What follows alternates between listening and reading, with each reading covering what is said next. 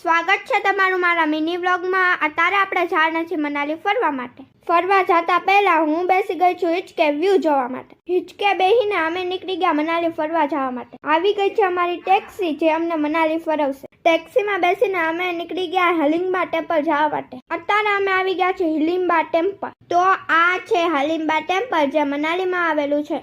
હલિંબા ટેમ્પલેથી અમે આવી ગયા મનાલીના ક્લબ હાઉસે।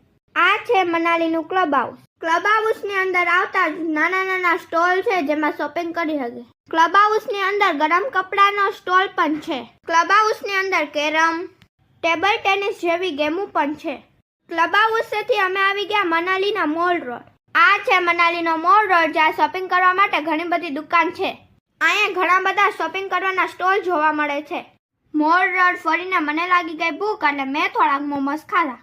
આજના વ્લોગમાં આટલું જ। મળ્યા નવા વ્લોગ સાથે, ત્યાં સુધી બધાને જય શ્રી રામ।